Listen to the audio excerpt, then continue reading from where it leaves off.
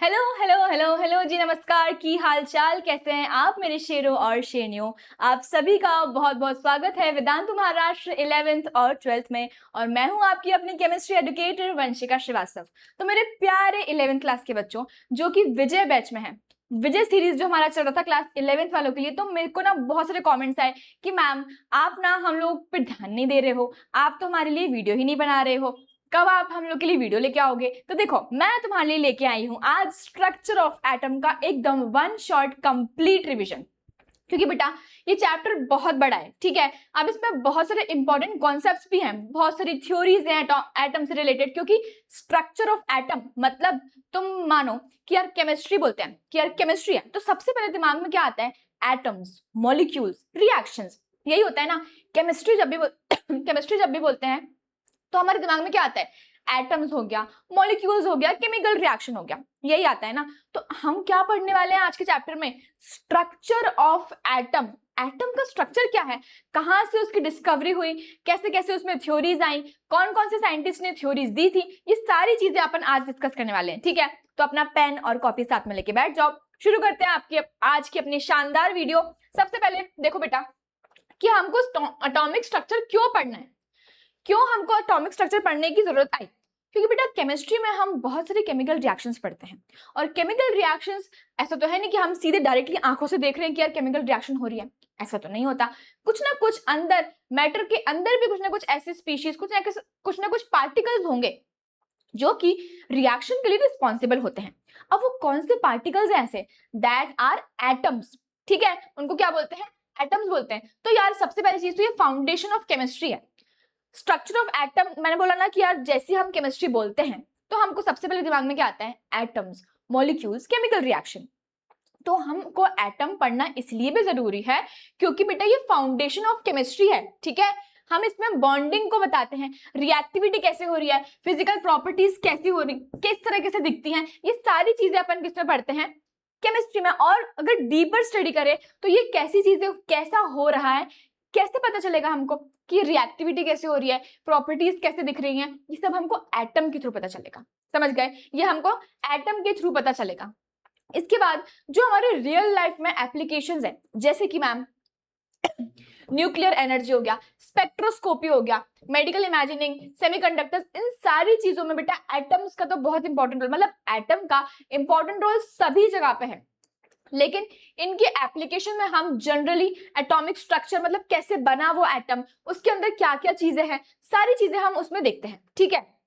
तो यार बहुत सारी थ्योरीज आई, मतलब बहुत सारे ऐसे साइंटिस्ट थे जिन्होंने डिस्कवर किया कि सबसे पहले एक डेमोक्रिटस साइंटिस्ट थे, ठीक है। 500 बीसी में एक बहुत पुराने, बहुत मतलब समझ रहे हो 500 बीसी कितना पुराना होगा। तो एक डेमोक्रेटिक साइंटिस्ट थे, उन्होंने बोला कि एटम बेटा अनकटेबल है, कि एटम को आप काट नहीं सकते हो, ठीक है, वो अनकटेबल है। ओके मैम, ठीक है। उसके बाद कौन आए? डाल्टन आए, डाल्टन एटॉमिक थ्योरी, जो कि आप ऑलरेडी पढ़ चुके होंगे, आपने some basic concept of chemistry में मैंने आपको पढ़ाया था ना कि डाल्टन ने बहुत सारी थ्योरीज दी, ठीक है। Some basic concept of chemistry में हमने थ्योरी पढ़ी थी, उसका एक रिकैप भी अपन देखते हैं, उसका एक रिकैप अपन देखते हैं। तो डाल्टन एटॉमिक थ्योरी, क्या बोला डाल्टन ने? डाल्टन ने ये बोला कि जो मैटर है, मैटर का मतलब क्या हुआ? कोई भी ऐसी चीज जिसके पास क्या है, कुछ ना कुछ वेट है और वो एक स्पेस को ऑक्यूपाई कर रहा है ना, कि कुछ भी ऐसी चीज, एनीथिंग दैट हैज मास, जिसमें मास होगा और कुछ ना कुछ वॉल्यूम को ऑक्यूपाई कर रहा है, कुछ ना कुछ एक स्पेस को ऑक्यूपाई कर रहा है, उसको मैटर बोलते हैं। अब मैटर भी तो किसी चीज से बना होगा ना, तो किससे बना होगा? Matter consist of indivisible atom. उन्होंने बोला कि जो मैटर है बेटा, matter consist of tiny indivisible atom, ठीक है, जो कि डिवाइड नहीं कर सकते। Indivisible atom, matter consist of indivisible atom, जिसको हम फर्दर डिवाइड नहीं कर सकते। उन्होंने ये बहुत बढ़िया थ्योरी दी कि एटम ऐसा है, उनकी जो भी ऑब्जर्वेशन रही होंगी, भाई उन्होंने मस्त लैब में जो भी काम किया होगा, जैसे भी उन्होंने ऑब्जर्व किया होगा, उन्होंने ये बोल दिया, उन्होंने एक स्टेटमेंट दे दिया कि मैटर जो है वो एटम से बना है, ये तो ठीक है, लेकिन ऐसा एटम जो कि फर्दर डिवाइड नहीं हो सकता, एटम को हम फर्दर सब एटॉमिक पार्टिकल्स में कट नहीं कर सकते, ठीक है। दूसरा जो उन्होंने स्टेटमेंट बोला वो क्या था बेटा? दूसरा बोला कि सारे एटम्स जितने भी एटम्स हैं एलिमेंट के, atoms of all the same elements have identical mass and identical properties. ठीक है, सभी का जितने भी एक एलिमेंट का जितने भी एटम्स हैं, एक एलिमेंट में जितने भी एटम्स हैं उन सभी का आइडेंटिकल मास होना है और आइडेंटिकल प्रॉपर्टी होगी। उन्होंने ये स्टेटमेंट दिया, फिर से बोल रही हूं मैं, ध्यान से सुनो। कोई भी एक एलिमेंट है, उसमें जो भी एटम्स है, जितने भी एटम्स है, उन सभी का एक आइडेंटिकल प्रॉपर्टी होगी, एक आइडेंटिकल मास होने वाला है। ठीक है, आइडेंटिकल प्रॉपर्टी और आइडेंटिकल मास होगा। उसके बाद उन्होंने ये बोला कि जो एटम्स है बेटा वो सिंपल रेशो में कंबाइन करके क्या बनाते हैं, कंपाउंड्स बनाते हैं। मतलब जो एलिमेंट्स हैं, जो भी एलिमेंट्स हैं, अब एलिमेंट्स भी एटम्स से बने होंगे ना, तो एलिमेंट्स कंबाइन करके क्या बनाते हैं, कंपाउंड्स। जैसे कि कार्बन है, ऑक्सीजन है, क्या बनाया इसने, CO2। क्या बनाया, CO2। हाइड्रोजन है और ऑक्सीजन है, क्या बनाया बेटा इसने, H2O। क्या बनाया इसने, H2O बनाया। क्लियर है, H2O। तो यार एलिमेंट्स कंबाइन करके क्या बनाते हैं, कंपाउंड्स बनाते हैं। क्या बनाएंगे बेटा, कंपाउंड्स बनाएंगे। और इसके बाद उन्होंने एक आखिरी चीज क्या बोली कि जो भी केमिकल रिएक्शन होती है, जो भी केमिकल रिएक्शन होती है वो रीऑर्गेनाइजेशन ऑफ एटम्स होती है। मतलब जो भी केमिकल रिएक्शन हो रही है ना, जो भी केमिकल रिएक्शन हो रही है वो क्या है, रीऑर्गेनाइजेशन ऑफ एटम्स है। मतलब एटम्स कुछ भी, ना तो उसका मास डिस्ट्रॉय हो रहा है और ना ही वो जनरेट हो रहा है। मतलब atoms are neither created and neither destroyed, they are just transform from one energy to another energy. Okay, तो यहां पे बोला कि केमिकल रिएक्शन जो होती है उसमें रीऑर्गेनाइजेशन होता है बेटा। क्या होता है उसमें, रीऑर्गेनाइजेशन होता है। इसका रीऑर्गेनाइजेशन होगा, reorganisation of atoms, reorganisation of atoms होने वाला है। तो कोई भी केमिकल रिएक्शन हो रही है उसमें क्या होता है, एटम्स का रीअरेंजमेंट, रीऑर्गेनाइज होते हैं एटम्स। क्लियर है। तो उन्होंने 4 ऐसे स्टेटमेंट्स दे दिए। सबसे पहला क्या था, सबसे पहला था कि जो मैटर है, जो भी मैटर है वो किससे बना है, इनडिविजिबल एटम से बना है। दूसरा क्या था, दूसरा उन्होंने ये बोला कि जितने भी एटम्स हैं एक एलिमेंट के, उनकी आइडेंटिकल प्रॉपर्टी होती है, आइडेंटिकल मास होता है। तीसरा क्या था, तीसरा उन्होंने ये बोला कि जो भी एलिमेंट्स हैं उनको हम कंबाइन करेंगे तो वो कंपाउंड बनाते हैं। क्या बनाते हैं, कंपाउंड बनाते हैं। उसके बाद फोर्थ वाला क्या बोला उन्होंने कि यार atoms can neither be created and nor be destroyed, they can just be transform from one form to the another form. That means जो केमिकल रिएक्शन हो रही है वो बेसिकली रीऑर्गेनाइजेशन ऑफ एटम्स है। डन। क्या है वो बेटा, रीऑर्गेनाइजेशन ऑफ एटम्स है। ठीक है। तो ना इनकी जो थ्योरी थी बेटा उसकी कुछ कुछ अच्छी बातें भी थी। क्या, कि उन्होंने law of conservation of mass को एक्सप्लेन किया था। उनकी थ्योरी ने law of conservation of mass को एक्सप्लेन किया था और लॉ ऑफ डेफिनाइट प्रपोर्शन को भी एक्सप्लेन किया था। साथ ही साथ उन्होंने लॉ ऑफ कांस्टेंट प्रपोर्शन को भी एक्सप्लेन किया था। लॉ ऑफ कांस्टेंट प्रपोर्शन को भी एक्सप्लेन किया था। ठीक है, इन सब चीजों को उन्होंने एक्सप्लेन किया था। और दूसरा उनका क्या मेरिट्स थी, मतलब टैलेंट मेरिट्स का मतलब क्या हुआ कि अच्छी बात, उनकी थ्योरी की जो एक पॉजिटिव साइड जो था वो बात बता रहे हैं। तो ये फर्स्ट साइंटिफिक एटॉमिक थ्योरी थी based on the experimental evidence. उन्होंने एक्सपेरिमेंट्स करे थे, उसके अकॉर्डिंग ये बेटा फर्स्ट साइंटिफिक एटॉमिक थ्योरी थी। क्लियर है, बताओ क्लियर है। अब बात करते हैं लिमिटेशंस की कि यार ठीक है, उन्होंने इतनी सारी चीजें तो हमें बता दी कि यार ऐसा है वैसा है, एटम्स का ये है, आइडेंटिकल मास है, डिस्ट्रॉय नहीं कर सकते, क्रिएट नहीं कर सकते, बहुत सारी चीजें। लेकिन अब उनकी थ्योरी की कुछ लिमिटेशंस थी, क्योंकि बेटा सिर्फ डाल्टन एक्सपेरिमेंट नहीं कर रहे थे, जितने भी अलग अलग साइंटिस्ट थे सब लोग एक्सपेरिमेंट कर रहे हैं, कोई अपनी अपनी थ्योरी लेके आ रहा है।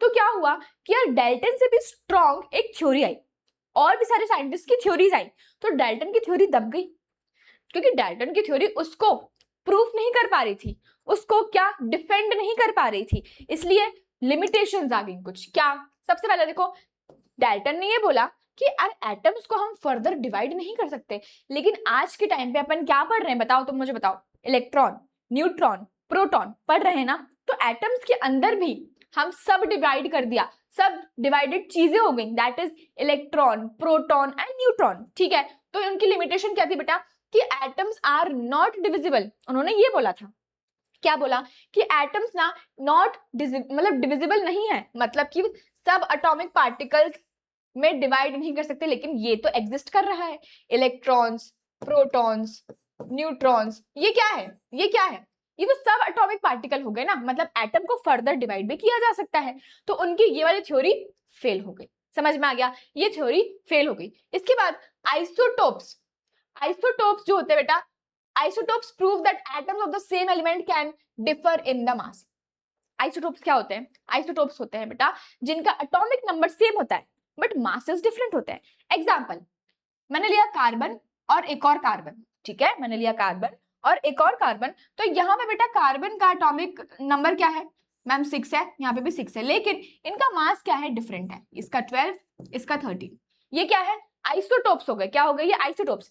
डेल्टन ने क्या बोला था कि atom of the same element, ये देखो सेम एलिमेंट है ना, atom of the same element are identical in mass and properties, मतलब कि उनकी प्रॉपर्टीज भी सेम है, उनका मास भी सेम है, लेकिन आइसोटोप्स, जब दूसरे साइंटिस्ट ने आइसोटोप को डिस्कवर किया तो हमें ये पता चला कि यार इनकी ये वाला जो स्टेटमेंट है ये तो गलत प्रूफ हो गया।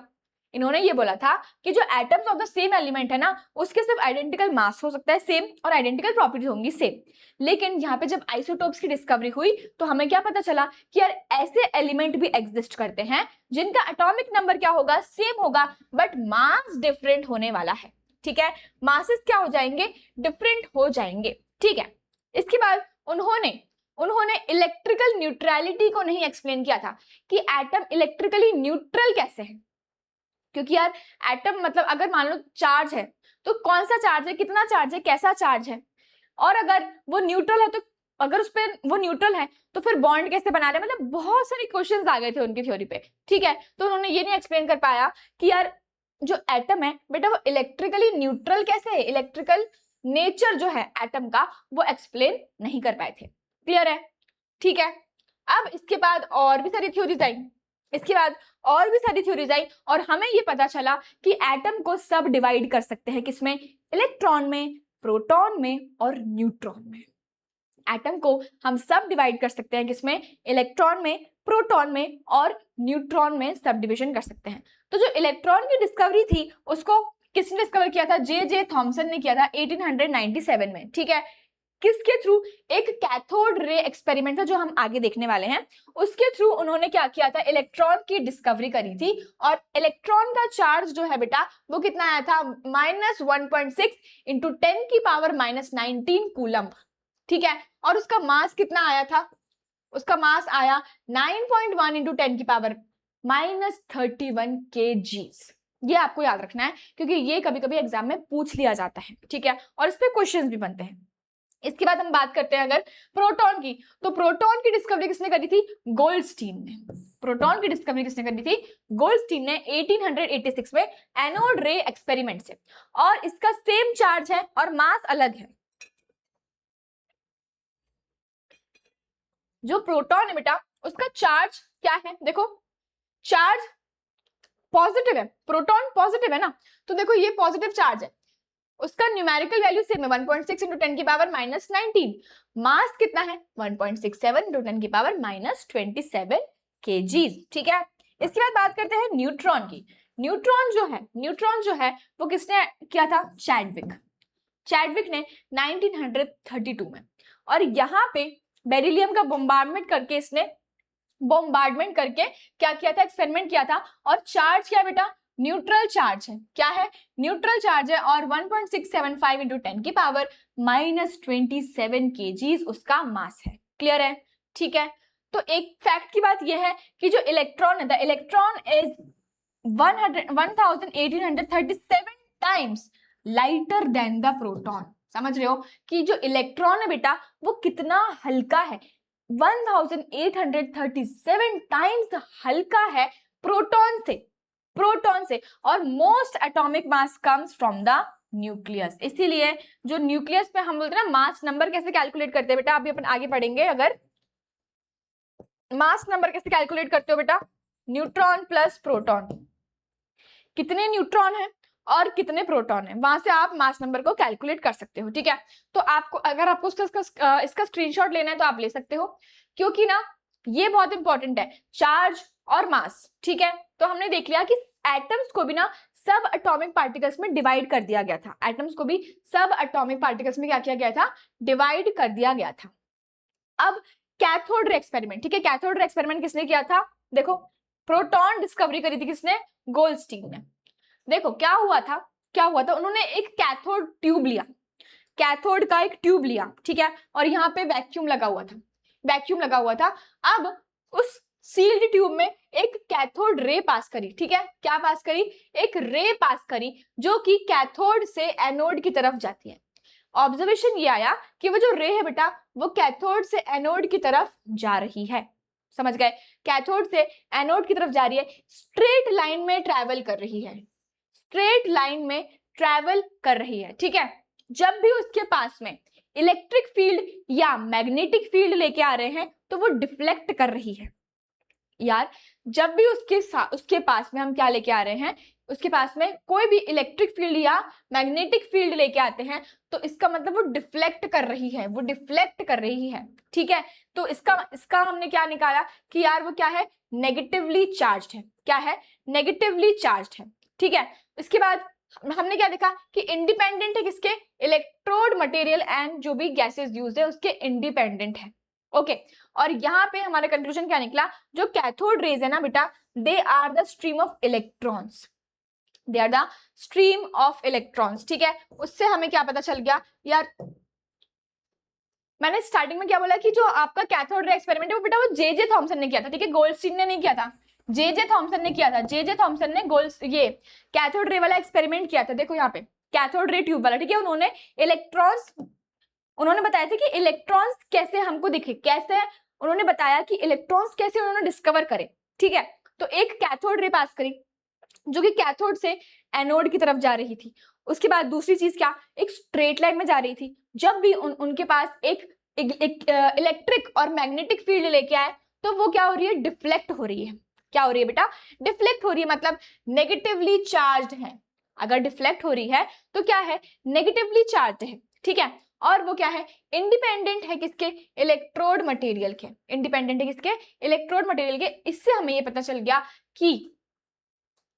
ये पता चला कि जो कैथोड रेज है बेटा वो क्या है, स्ट्रीम ऑफ इलेक्ट्रॉन्स है, इलेक्ट्रॉन्स जो कि नेगेटिवली चार्ज्ड है, तो यहां से डिस्कवरी हुई किसकी, इलेक्ट्रॉन की, ठीक है, यहां से किसकी डिस्कवरी हुई, इलेक्ट्रॉन की डिस्कवरी हुई। क्लियर है, ठीक।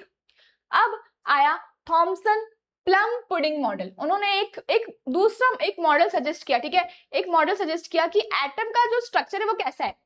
तो थॉमसन ने एक मॉडल सजेस्ट किया, उसमें पता है क्या बताया उन्होंने कि एक प्लम पुडिंग देख रहे हो, ऐसा होता है ना प्लम पुडिंग, वाटरमेलन देख लो, पुडिंग पुडिंग मतलब जैसे केक होता है तो उसके बाद चॉको चिप्स बिखरी होती है ना, वैसा वाला बोल रहे हैं। तो उन्होंने बोला कि the atom is the sphere of positive charge. ये क्या है, पॉजिटिव चार्ज का स्फीयर है और उसमें ना इलेक्ट्रॉन्स एम्बेडेड है, जैसे चॉको चिप्स एम्बेडेड होती है ना केक में, जैसे कि वाटरमेलन में जो बीड्स होते हैं, जो बीजे होते हैं वो एम्बेडेड होते हैं ना, तो वैसे ही एटम क्या है, एक स्फीयर है किसका, पॉजिटिव चार्ज का, जिसमें इलेक्ट्रॉन्स एम्बेडेड हैं पूरी तरह इधर उधर पूरे एम्बेडेड है, समझ गए।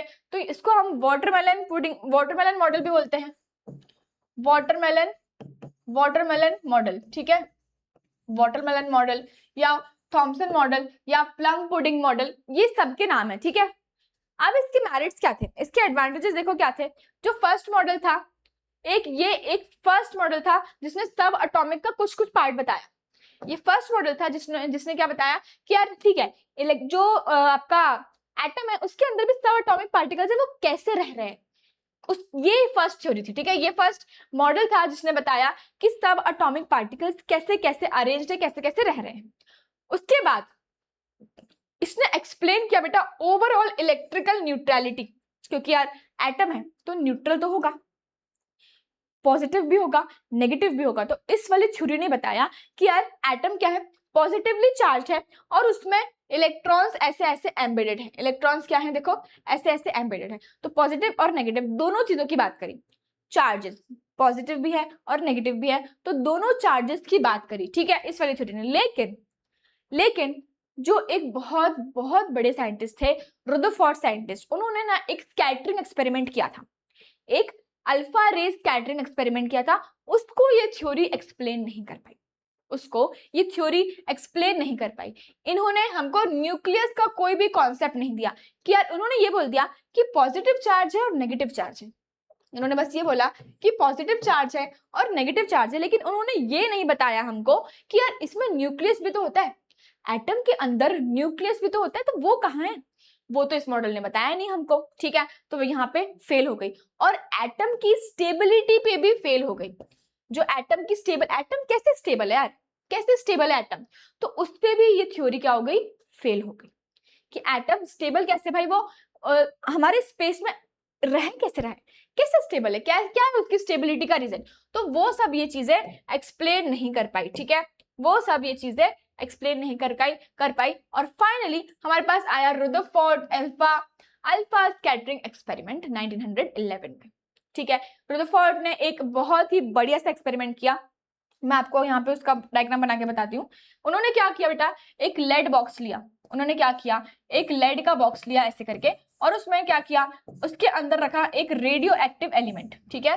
उसके अंदर क्या किया, एक अंदर रखा रेडियो एक्टिव एलिमेंट जो कि अल्फा रेज इमिट कर रहा था, ठीक है। कौन सी रेज इमिट कर रहा था?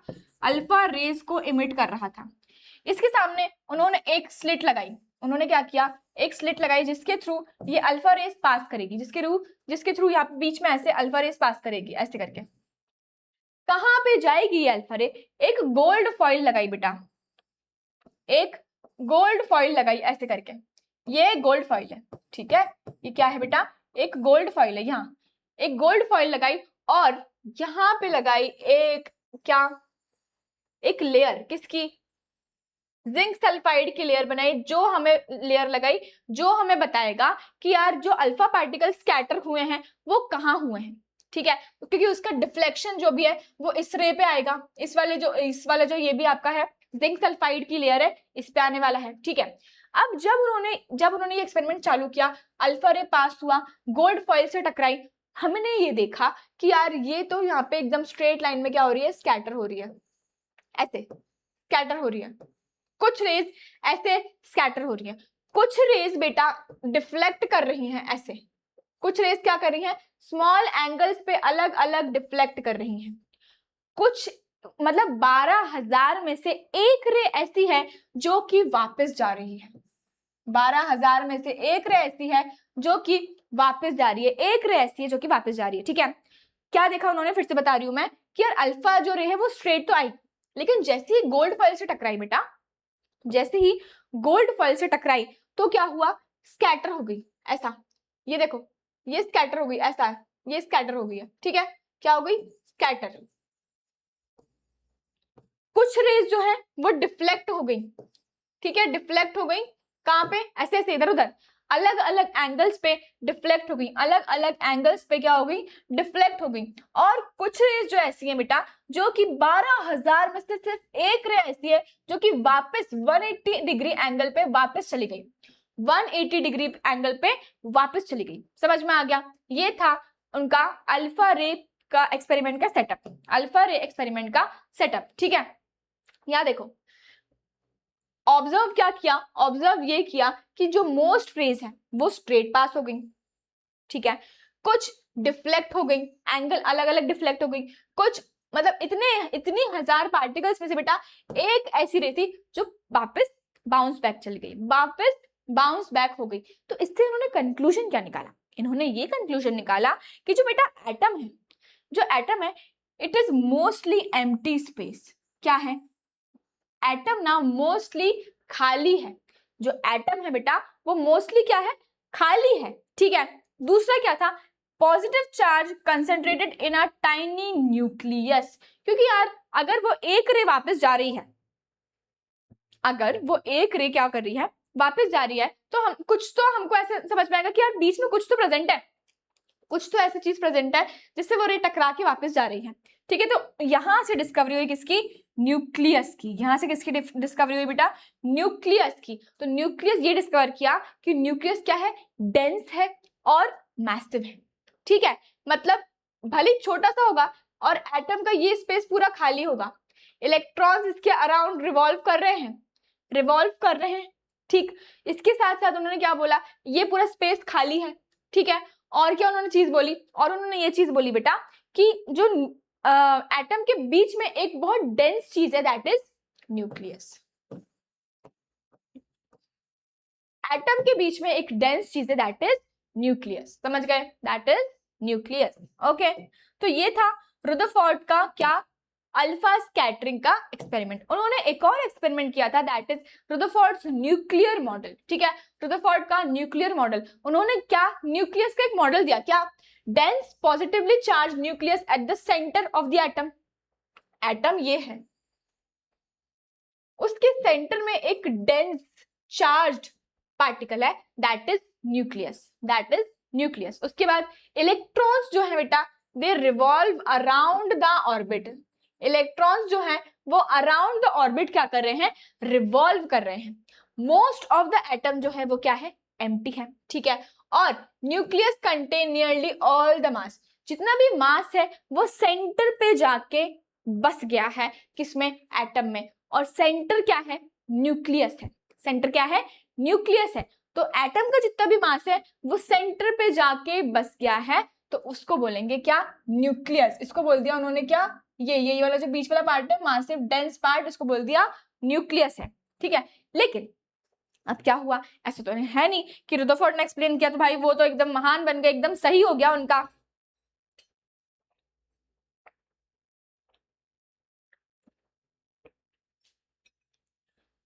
कि सारे एक्सपेरिमेंट जो भी उन्होंने करे वो एकदम सही हो गया, ऐसा तो नहीं था, कुछ लिमिटेशंस आई, वो कुछ थ्योरीज एक्सप्लेन नहीं कर पाए। सबसे पहले क्या, he could not explain the stability of atom. भाई अगर ये इलेक्ट्रॉन रिवॉल्व कर रहा है, करता जा रहा है, तो कभी तो इसकी एनर्जी कम होगी। तुम सोचो कि यार ये इलेक्ट्रॉन है, मान लेते ये जो पेन का ये है, तुम इलेक्ट्रॉन, इस पे ध्यान देना, ठीक है। ये ऐसे ऐसे करके बहुत तेजी में क्या कर रहा है, ऑर्बिट के अराउंड रिवॉल्व कर रहा है, ऑर्बिट के अराउंड क्या कर रहा है, रिवॉल्व कर रहा है। तो तुम एक बात बताओ, इसकी एनर्जी कम नहीं होगी क्या, होगी ना। कम होके धीरे धीरे करके ये तो न्यूक्लियस में मिल जाएगा, तो एटम तो खत्म, एटम का क्या, वो तो खत्म हो गया। समझ रहे हो मैं क्या बोल रही हूँ, कि यार ये जो इलेक्ट्रॉन है ये ऐसे स्पाइरल फॉर्म में करते बीच सेंटर में आके क्या हो जाएगा, न्यूक्लियस के अंदर चला जाएगा। तो उन्होंने ना स्टेबिलिटी एक्सप्लेन नहीं करी थी, ठीक है। He did not explain the stability of atom. और उन्होंने हाइड्रोजन का लाइन स्पेक्ट्रम भी एक्सप्लेन नहीं किया था। हाइड्रोजन का एक लाइन स्पेक्ट्रम अपन आगे पढ़ेंगे इसके बारे में डिटेल में। तो यार उन्होंने हाइड्रोजन का लाइन स्पेक्ट्रम भी एक्सप्लेन नहीं किया था, ठीक है। क्लियर है आप सभी को ये चीज। उसके बाद आया क्या, एक दूसरी theory, that is electromagnetic radiation वाली कुछ थ्योरी आई। ये बोला कि जो पार्टिकल है, जो भी पार्टिकल है उसके दो नेचर होते हैं, एक वेव नेचर, ठीक है, और एक मैग्नेटिक नेचर। एक वेव नेचर होता है और एक मैग्नेटिक नेचर होता है, ठीक। अब यहाँ पे कुछ पॉइंट्स हैं, जैसे कि सबसे पहले देखो वेव नेचर देखते हैं। तो वेवलेंथ का मतलब क्या होता है, distance between the two consecutive crust. Distance between the two consecutive crust, ये है क्रस्ट, ठीक है, ये क्रस्ट है। तो distance between the two consecutive crust को हम क्या बोलते हैं, वेवलेंथ बोलते हैं। फ्रीक्वेंसी क्या होती है, number of waves passing to a point per second. एक सेकेंड में कितनी वेव प्रोड्यूस हो रही है, एक सेकेंड में कितनी वेव प्रोड्यूस हो रही है, ठीक है। उसको अपन म्यू से रिप्रेजेंट करते हैं, वेवलेंथ को लैम्डा से रिप्रेजेंट करते हैं। वेलोसिटी, स्पीड ऑफ लाइट कितनी है, 3.10 की पावर 8 मीटर पर सेकेंड। ये क्या है, वेलोसिटी। ये आपको ना न्यूमेरिकल्स करने में बहुत काम आएगी, ठीक है। तो यहाँ पे एक रिलेशनशिप आया बेटा, C is equals to mu lambda. इससे बहुत सारे न्यूमेरिकल्स बनते हैं, ठीक है। इस वाले से बहुत सारे न्यूमेरिकल्स बनते हैं बेटा, बहुत सारे न्यूमेरिकल्स बनते हैं। क्लियर है। फिर देखो, फिर आई Planck's quantum theory. Planck's quantum theory, उन्होंने क्या बोला कि जो एनर्जी है, एनर्जी इज इमिटेड और एब्जॉर्ब्ड इन डिस्क्रीट पार्टिकल्स। एक छोटे पार्टिकल्स में एनर्जी एब्जॉर्ब हो रही है और इमिट हो रही है, उसको बोल दिया क्वांटा। क्या बोल दिया, क्वांटा। सिंगुलर है क्वांटा, समझ गए। क्या था Planck's equation, E is equals to H mu. E is equals to H mu, जहां पे H क्या है बेटा, H था प्लैंक्स कांस्टेंट। एच क्या था, प्लैंक्स कांस्टेंट था, ठीक है, प्लैंक्स कांस्टेंट था। तो यहाँ देखो इसका सिग्निफिकेंस क्या था, इन्होंने एक्सप्लेन किया था कि ब्लैक बॉडी रेडिएशन क्या होता है। क्वांटम मैकेनिक्स जो अपन पढ़ते हैं, क्वांटम का पूरा थ्योरी जो भी पढ़ते हैं, क्वांटम चैप्टर जो पढ़ते हैं बेटा, उसकी उन्होंने बेस फाउंडेशन उन्होंने बनाई थी। और इसके बाद यहाँ पे रिजॉल्व हुआ किसका फेलियर, क्लासिकल वेव थ्योरी का फेलियर यहाँ पे रिजॉल्व हो गया था, ठीक है, किसमें, प्लैंक्स क्वांटम थ्योरी जो कि दी गई थी 1900 में। अब फोटो इलेक्ट्रिक इफेक्ट का मतलब क्या हुआ, तो ध्यान दो, फोटो इलेक्ट्रिक इफेक्ट का मतलब हुआ कि जब भी लाइट मेटल सरफेस पे टकराती है, लाइट मेटल सरफेस पे टकरा रही है तो क्या कर रही है, इमिट कर रही है। अब क्या इमिट करेगी, यहाँ पे ध्यान दो, when a light of sufficient frequency strikes or hits a metal, जब भी हिट करेगी मेटल के सरफेस को, इलेक्ट्रॉन्स क्या इजेक्ट हो रहे हैं, electrons are ejected, electrons eject हो रहे हैं। जब भी कोई भी लाइट बेटा मेटल के सरफेस पर टकराएगी तो कुछ पार्टिकल्स निकल रहे हैं, वो कौन से पार्टिकल्स हैं, इलेक्ट्रॉन्स हैं, क्या है, इलेक्ट्रॉन्स हैं। A phenomena classical wave theory could not explain, leading to the quantum revolution. इस थ्योरी ने, जो ये फोटो इलेक्ट्रिक इफेक्ट है ना, ये सिर्फ इसने इतना ही बताया कि जब भी एक कोई भी लाइट है वो मेटल सरफेस पर टकराएगी तो इलेक्ट्रॉन्स इजेक्ट होंगे।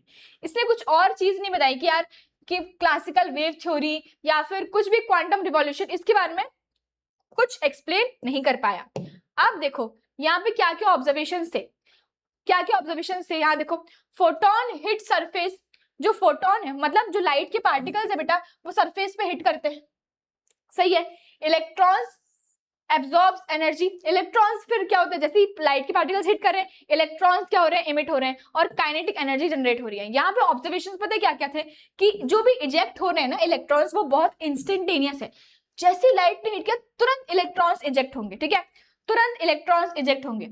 It will occurs only above threshold frequency, ठीक। अब काइनेटिक एनर्जी जो है इंक्रीजेस विथ फ्रीक्वेंसी, क्योंकि फ्रीक्वेंसी इंक्रीज होगी तो काइनेटिक एनर्जी भी इंक्रीज होगी, ठीक है। काइनेटिक एनर्जी इंक्रीज करती है विथ फ्रीक्वेंसी, नॉट इंटेंसिटी। भले इंटेंसिटी कितनी भी हो, लेकिन काइनेटिक एनर्जी जो है वो इंक्रीज करती है कैसे, विथ फ्रीक्वेंसी। और जो करंट होता है ना, it increases with light intensity, जो करंट है वो इंक्रीज करता है विथ लाइट इंटेंसिटी, ठीक है। लाइट जो है इट बिहेव्स एज फोटोन की बात करते हैं, फोटोन है ना, और डिस्क्रीट एनर्जी पैकेट्स।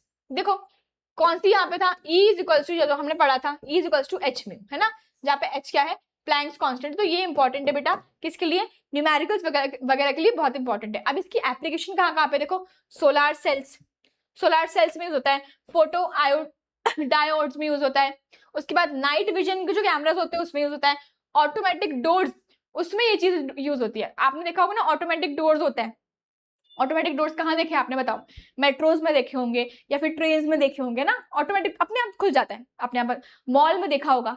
तो कौन सी फिनोमेना पे बेस्ड है, फोटो इलेक्ट्रिक इफेक्ट पे बेस्ड है, ठीक है, फोटो इलेक्ट्रिक इफेक्ट पे बेस्ड है। उसके बाद आखिरी में सबसे ज्यादा मस्त वाली theory I, that is Bohr's atomic model. Bohr ने क्या बोला कि यार, उन्होंने ये बोला कि जो इलेक्ट्रॉन्स है, electrons revolve in a circular orbit. एक सेकंड रुकना, एक सेकंड देना जरा।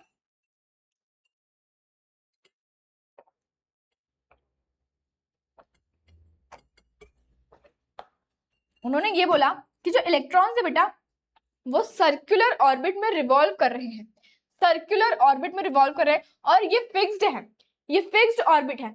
सेंटर पे है एक न्यूक्लियस, सेंटर पे क्या है, एक न्यूक्लियस है, और वो फिक्स्ड ऑर्बिट में रिवॉल्व कर रहे हैं आपके इलेक्ट्रॉन्स, ठीक है। सर्कुलर ऑर्बिट्स हैं, कॉन्सेंट्रिक ऑर्बिट्स हैं, ऐसे ऐसा। और सेंटर पे क्या है बेटा, आपके न्यूक्लियस है, सेंटर पे क्या है, न्यूक्लियस है, और यहाँ पे इलेक्ट्रॉन्स रिवॉल्व कर रहे हैं इसके अराउंड, फिक्स्ड ऑर्बिट में, फिक्स्ड ऑर्बिट, ठीक है। उसके बाद जो एंगुलर मोमेंटम है उसको वो क्वांटाइज्ड रहता है, ठीक है, क्वांटाइज्ड रहता है, एंगुलर मोमेंटम जो है वो क्वांटाइज्ड रहता है, और एनर्जी इज इमिटेड और एब्जॉर्ब्ड, एनर्जी जो है बेटा वो इमिट होती है, एब्जॉर्ब होती है सिर्फ और सिर्फ ऑर्बिटल ट्रांजिशंस के दौरान ही, ठीक, क्लियर है।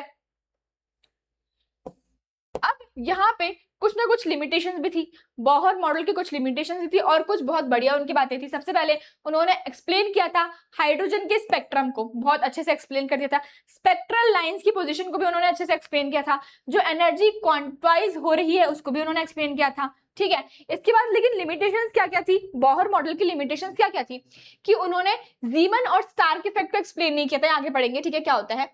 फिर मल्टी इलेक्ट्रॉन एटम के लिए उन्होंने एक्सप्लेन नहीं कर पाए थे कि यार अगर एक एटम के बहुत सारे इलेक्ट्रॉन्स हैं तो क्या होने वाला है, ठीक। उसके बाद वॉयलेट करता था हाइजेनबर्ग अनसर्टेनिटी प्रिंसिपल, क्या होता है वो भी अपन आगे देखने वाले हैं। And does not explain the fine line structure of spectral lines, ठीक है, ये आप नोट कर सकते हो इजीली। बोहर मॉडल जो था it applies only to hydrogen and hydrogen like species, बहुत इंपॉर्टेंट बात है ये, स्टार मार्क करो इसको, कि जो बोहर मॉडल है बेटा वो किसके लिए एप्लीकेबल था, वो सिर्फ एप्लीकेबल था किसके लिए, hydrogen and hydrogen like species के लिए एप्लीकेबल था। Stationary orbits are also called energy level और एनर्जी वो शेल्स, एनर्जी शेल्स, ठीक है, एनर्जी शेल्स, क्लियर है। अब बात करते हैं हाइड्रोजन एमिशन स्पेक्ट्रम की। यहाँ पे हमने बहुत सारी सीरीज, ठीक है, लाइमन सीरीज, बाल्मर, पाइशन, ब्रैकेट और पुफिंट। यहाँ पे क्या बोला गया, यहाँ देखो कि when excited hydrogen gas emits light, जब भी जो भी एक्साइटेड हाइड्रोजन गैस होती है वो लाइट को इमिट करती है, it produces discrete spectral lines grouped into series based on the final energy level. किस एनर्जी लेवल को टच कर रही है वो फाइनली, उसके ऊपर ये सीरीज बनाई गई, ठीक है। 1 से अगर 2 पे जा रही है, 2 से 3 से 4 से 5 से ऐसे करके, ठीक है। तो ये जो लाइमन सीरीज है बेटा वो यूवी रेंज में विजिबल थी। जो आपकी बाल्मर सीरीज है वो कौन सी विजिबल रेंज में विजिबल थी।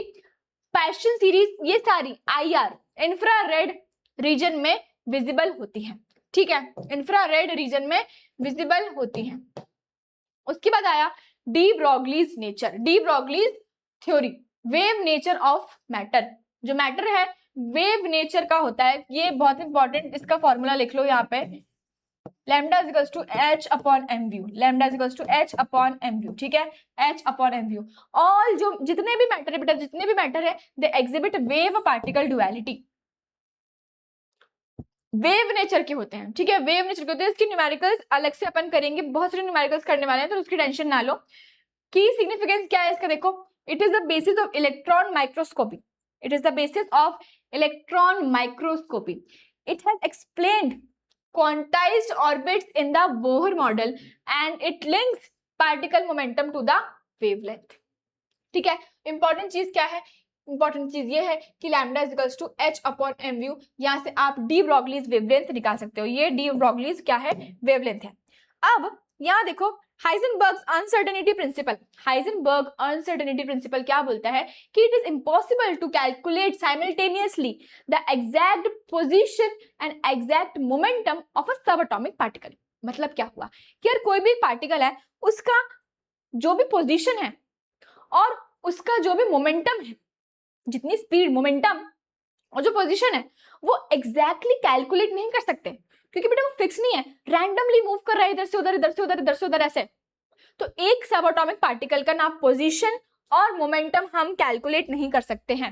It is impossible to simultaneously determine the exact position and exact momentum of a sub atomic particle, ठीक है।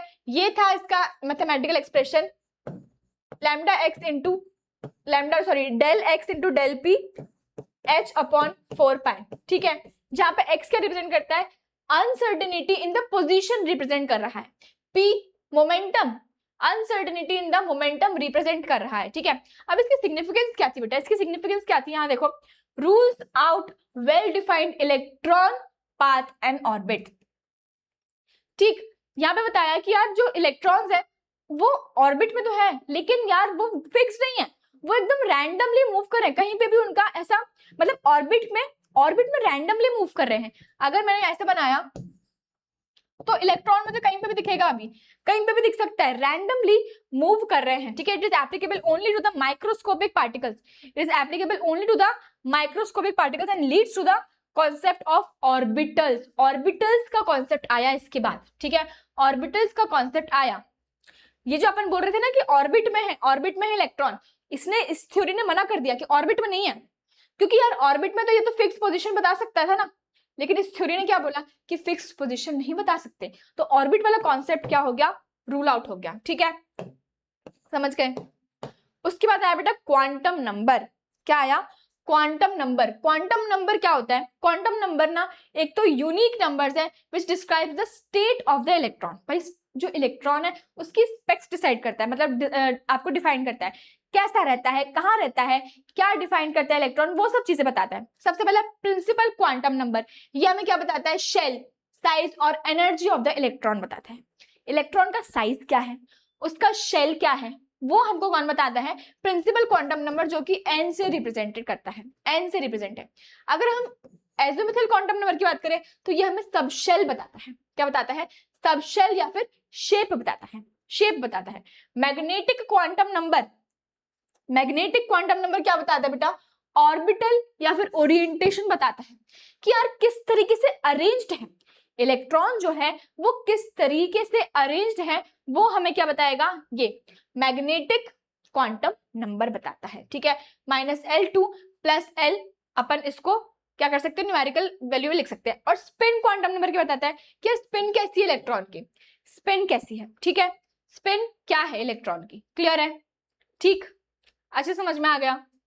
यहाँ देखो, अगर मैं बात करूं सबशेल्स की, तो हमने यहाँ पे क्या लिखा है, SPDF। ठीक है, अब L की वैल्यू की बात करें तो L की वैल्यू क्या होती है, S के लिए होती है बेटा 0, P के लिए 1, D के लिए 2 और F के लिए 3। ठीक है, क्लियर है।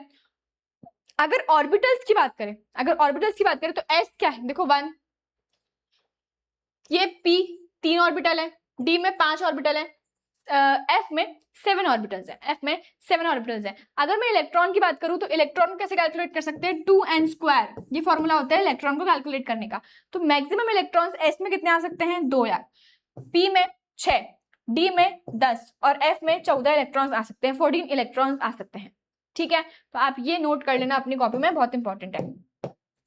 इसके बाद आई बेटा, इसके बाद बात करते हैं atomic orbitals and electronic configuration की। तो जो आपका एटॉमिक ऑर्बिटल्स है उनका शेप अलग अलग होता है। जैसे एस का जो शेप है वो स्फेरिकल होता है, एस का जो शेप है बेटा स्फेरिकल होता है, इसमें एक ऑर्बिटल, ये एक ऑर्बिटल है। पी का शेप जो होता है वो डंबल होता है, पी का शेप क्या होता है, डंबल होता है। डी का शेप जो होता है वो डबल डंबल होता है, डी का शेप क्या होता है, डबल डंबल होता है। और एफ का नहीं पढ़ना हमको, कॉम्प्लेक्स स्ट्रक्चर होता है, इसका कॉम्प्लेक्स शेप होता है।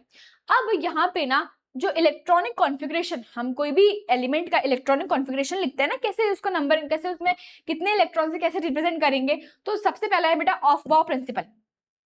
यहाँ पे मैं आपको सिखाऊंगी, मैंने ना आपको बैच में भी बहुत से सिखाया है कि यार इसको आप कैसे लिखोगे, इसको आप कैसे करोगे, बहुत बढ़िया तरीके से सिखाया है कि इलेक्ट्रॉनिक कॉन्फ़िगरेशन कैसे लिखोगे। यहाँ देखो, इसमें ना जो ऑर्बिटल्स है they are filled according to their increasing energies, they are filled according to their increasing energies, समझ गए। तो 1s 2s 2p 3s 3p 4s 4d, तो ऐसे करके n+l रूल, ये होता है n+l रूल, इससे आप एनर्जीज डिटरमाइन कर सकते हो। पॉलीज एक्सक्लूजन प्रिंसिपल ने क्या बोला कि यार दो स्पिन, मतलब जो स्पिन, ऐसे स्पिन होता है ना स्पिन, ये सेम नहीं हो सकती है भाई, सेम नहीं हो सकती। No two electrons share all 4 quantum numbers and orbital holds maximum 2 electrons with opposite spin. ये अगर आपने सेम स्पिन का बना दिया ऐसे ऐसे, तो ये गलत है। हमेशा एक ऑर्बिटल में ऑपोजिट स्पिन होगी, ये सही है, ये सही है। ठीक है, हमेशा एक ऑर्बिटल में ऑपोजिट स्पिन होने वाली है, सेम स्पिन नहीं होगी। सेम स्पिन होगी तो यार बहुत दिक्कत है, गलत हो जाएगा वो। ठीक है, सेम स्पिन नहीं होती है। अगर मैं बात करूं हुर्न्स रूल की, हुर्न्स रूल ये बोलता है कि यार माने तो एस का तो ऐसा है, एस का क्या है, हमने ऐसे भर दिया। अब बात करती हूँ पी की, पी में 3 ऑर्बिटल है, पी में क्या है, 3 ऑर्बिटल है। तो यहाँ देखो बेटा, यहाँ पे एक इलेक्ट्रॉन भरा, 2 3, ऐसे भर रही हूं मैं। अगर मैंने ना 6 इलेक्ट्रॉन्स भर सकते हैं वैसे पी में 6 इलेक्ट्रॉन्स भर सकते हैं ना, तो अगर मैंने उसको ऐसे भर दिया ना, ऐसा ऐसा करके, तो ये गलत हो जाएगा, ऐसे नहीं भरना। हुंड ने ये बोला, हुंड रूल ने ये बोला कि जब तक एक एक इलेक्ट्रॉन नहीं भर जाते पूरे में, तब तक आप उसकी पेयरिंग नहीं करवा सकते। फिर से सुनो, हुंड रूल ने ये बोला कि जब तक एक एक इलेक्ट्रॉन नहीं भर जाता तब तक आप उसकी पेयरिंग नहीं करवा सकते। तो यार एक एक इलेक्ट्रॉन भर दिया, फिर उसकी पेयरिंग करवा दो, फिर क्या करवा दी बेटा, उसकी पेयरिंग करवा दी, ठीक है, पेयरिंग करवा दी हमने उसकी। क्लियर है, समझ गए? तो ये था हुंड्स रूल, ये क्या था, हुंड्स रूल था। क्लियर है? इसके बाद लास्ट देख लो बेटा, लास्ट कि फोटो इलेक्ट्रिक इफेक्ट हमने पढ़ा, इंपॉर्टेंट है photo electric effect. De Broglie's equation, lambda is equals to h upon mu, important है, lambda is equals to h upon m mu, important है, ठीक है। इसके बाद Bohr's energy, Heisenberg uncertainty principle, जो भी इलेक्ट्रॉनिक कॉन्फ़िगरेशन है वो सारी बहुत इंपॉर्टेंट है। मैक्सिमम इलेक्ट्रॉन्स, देखो मैंने आपको बताया था 2n² से यह भर सकते हो। बोर्ड्स मॉडल सिर्फ हाइड्रोजन और हाइड्रोजन लाइक स्पीशीज के लिए ही था, उसके अलावा कोई भी स्पीशीज के लिए बोर्ड्स मॉडल नहीं था, ठीक। इसके बाद लाइमन सीरीज, बाल्मर सीरीज और पाइस्टन सीरीज, ठीक है, ये इंपॉर्टेंट है। लाइमन सीरीज आपको यूवी में ही दिख सकती है, बाल्मर आपको विजिबल रीजन में दिखेगी, पाइस्टन आपको आईआर में दिखेगी।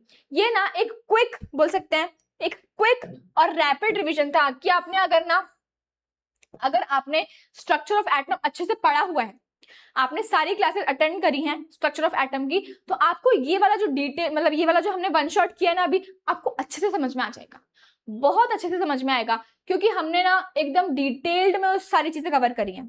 चाहे वो जे थॉमसन वाला मॉडल हो, चाहे वो रुदरफोर्ड वाला मॉडल हो, चाहे वो डी ब्रोगलीज हो, आपके एटॉमिक ऑर्बिटल्स हो, ऑफ प्रिंसिपल हो, पॉलिस एक्सक्लूजन प्रिंसिपल हो, ये सारी चीजें एकदम डिटेल में अगर अभी तक नहीं करी तो हम करेंगे डिटेल में, ठीक है। तो ये जो वन शॉट है, जो स्ट्रक्चर ऑफ एटम का भी वन शॉट है, ये मैंने इसलिए बनाया क्योंकि यार एक ओवरव्यू टाइप का होना चाहिए कि इस चैप्टर में आप क्या क्या चीजें देखोगे, क्या क्या चीजें आप पढ़ने वाले हो, कौन कौन सी इसकी थ्योरीज है, कैसे एटम की डिस्कवरी हुई। तो मतलब एक बोलते हैं ना कि एक जनरल बेसिक इंट्रोडक्शन या फिर डिस्क्रिप्शन, कुछ कुछ चीजें मैंने एक्सप्लेन करी है आपको इस वाले वन शॉट में, और जो डिटेल वाली है वो हमने बैच में कवर करी है, ठीक है। अब यहाँ पे देखो, मैं आपको एक बहुत इंपॉर्टेंट चीज बताना चाहती हूँ कि जो MHT CET की तत्व बुक है, फिजिक्स की हो गई, केमिस्ट्री की हो गई, बायोलॉजी की और मैथमेटिक्स की, ये आ चुकी है मार्केट में, है ना। अगर आपको परचेस करनी है ये बुक्स, क्योंकि बेटा MHT CET दे रहे हो अगर आप, तो आपके लिए बुक्स परचेस करना तो बहुत ज्यादा जरूरी है, क्योंकि कॉन्सेप्ट पढ़ लिया, आपको फॉर्मूलाज भी याद हो गए, रिएक्शंस भी याद हो गई, लेकिन बेटा क्वेश्चंस कैसे आएंगे ये कैसे पता चलेगा। और बिना क्वेश्चन लगाए आप कोई भी कॉम्पिटिटिव एग्जाम्स को नहीं क्वालिफाई कर सकते। तो यार इस वाली बुक में ना इतने सारे आपको यहाँ पे या तो आपको क्वेश्चंस मिल जाएंगे, डाउट्स, आपको चैलेंज वाले क्वेश्चंस मिल जाएंगे, आपको बहुत सारे न्यूमेरिकल क्वेश्चंस मिलेंगे, PYQs मिल जाएंगे, बहुत सारी चीजें आपको यहाँ पे मिलने वाली हैं, ठीक है, बहुत सारी चीजें आपको यहाँ पे मिलने वाली है। इसकी लिंक आपको डिस्क्रिप्शन बॉक्स में मिल जाएगी, वहां जाके आप चेकआउट कर सकते हो और इसको परचेस कर सकते हो। जस्ट फॉर ₹1800 में आपको ये बुक मिल जाएगी, जस्ट फॉर ₹1800। एंड अभी ऑफर चल रहा है, 30% ऑफ है बेटा, 30% ऑफ है। तो यार इस किस बात की देर है आपको, जल्दी से जाओ और इसको परचेस कर लो, ठीक है। साथ ही मैं बात करूं अगर नीव बैच एंड शौर्य बैच की, मैं बात करूं अगर नीव बैच और शौर्य बैच की, तो यहाँ पे प्राइम बैच आपको इतने कम प्राइस में मिल जाएगा। इसके साथ ही इन्फिनिटी बैच आपको यहाँ पे 1 साल के लिए इतने प्राइस में और 2 साल के लिए इतने प्राइस में मिलेगा। आपको इन्फिनिटी प्लस बैच भी है जो कि आपको 1 ईयर के लिए इतना और 2 ईयर के लिए इतने में मिल जाने वाला है। अगर मैं बात करूं मौर्य बैच की, जो कि क्लास 12 वालों के लिए चल रहा है और उनके लिए है जो कि CET की तैयारी कर रहे हैं, डेडिकेटेड है बेटा, CET MHT CET 2027 की तैयारी कर रहे हैं। प्राइम बैच आपको 1 ईयर कोर्स इतने रुपीस में मिल जाएगा। इन्फिनिटी में क्या क्या है, आपको बैचेस भी मिलेंगी और बुक्स भी मिलेंगी, ठीक है, बैचेस और बुक्स आपको दोनों चीजें इसमें मिल जाने वाली हैं। इन्फिनिटी प्लस में क्या है, बैच है, बुक्स है और पर्सनल मेंटर्स भी आपको मिलेंगे इसमें, ठीक है। तो यार इसकी भी लिंक आपको मिल जाएगी डिस्क्रिप्शन बॉक्स में, वहां जाके आप एनरोल कर सकते हो। और साथ ही ये IVSAT का स्कॉलरशिप टेस्ट है, ये टेस्ट आपको, इसकी लिंक आपको डिस्क्रिप्शन बॉक्स में मिलेगी, वहां जाके आप ये टेस्ट दीजिए तो आपको 90% तक की स्कॉलरशिप मिल सकती है। बस आपको एक टेस्ट देना है, उसकी लिंक आपको मिल जाएगी वहां पे डिस्क्रिप्शन बॉक्स में, इस वीडियो के डिस्क्रिप्शन में एक लिंक लगी होगी वहां IVSAT करके, तो वो जब आप टेस्ट देंगे तो आपको 90% तक की स्कॉलरशिप मिल सकती है। साथ ही अगर मैं बात करूं MHT CET के वेदांतु के रिजल्ट्स की, कि यार मैंने आपको इतने सारे बैचेस तो बता दिए, लेकिन क्या सच में रिजल्ट्स आता है वेदांतु का, तो ये प्रूफ है कि यार MHT CET में देख रहे हो 99.99 परसेंटाइल आया है इतने सारे बच्चों का। साथ ही ये है जेईई मेंस 2026 के रिजल्ट्स, ये हैं 2025 के रिजल्ट्स, और साथ ही अगर मैं बताऊं तो ये हैं नीट के रिजल्ट्स, जहां पे ये प्रूफ होता है कि सच में वेदांतु से रिजल्ट आता है। तो अगर आप सारे बैचेस परचेस करते हो, मतलब जो भी आपको अफोर्डेबल लग रहा है, और देखो सारे बैचेस अफोर्डेबल है, ऐसे कोई बहुत महंगा तो है नहीं कुछ भी, तो अगर आपको लग रहा है कि हाँ हमको डेडिकेटेडली तैयारी करनी है, डेडिकेटेड एकदम, तो आप बैच को ज्वाइन कर सकते हैं। ठीक है, वेदांतु के बहुत सारे ऑफलाइन सेंटर्स भी आपको मिल जाएंगे, पीसीएमसी में, स्वारगेट, औंध और सीगढ़, ये आपको पुणे में मिल जाएंगे। और अगर मैं महाराष्ट्र की बात करूं तो अमरावती, बुल्डाना, नागपुर, अहिल्यानगर और जलगांव, यहाँ पे जाके आप सारे के सारे ऑफलाइन सेंटर्स पे विजिट कर सकते हैं। जो भी आपके नियरेस्ट वाले ऑफलाइन सेंटर्स है, अगर आपके फ्रेंड्स, फैमिली या फिर किसी भी सीनियर जूनियर को जाना है तो आप सजेस्ट कर सकते हो कि ऑफलाइन सेंटर्स भी हैं जहाँ पे आप जाके 90% तक की स्कॉलरशिप भी अवेल कर सकते हो। तो ऑफलाइन सेंटर्स में भी आपको स्कॉलरशिप का मौका मिल रहा है, तो टेंशन लेने की कोई भी बात नहीं है। ठीक है, तो आज का सेशन कैसा लगा मुझे कॉमेंट करके जरूर बताइएगा कि मैम सारी चीजें हो गई हैं एकदम क्रिस्टल क्लियर, हमने वन शॉट रफ्तार वाला किया है कि यार स्ट्रक्चर ऑफ एटम तुमको पता चल जाए कि एग्जैक्टली उसमें क्या क्या चीजें हैं। ठीक है, मुझे जल्दी से कमेंट करके बताएंगे कि यार ये सेशन कैसा लगा, और थम्स अप भी दे देंगे, सेशन को लाइक भी कर देंगे। मिलेंगे ऐसे ही हम किसी और वीडियो में। Till then thank you so much for watching.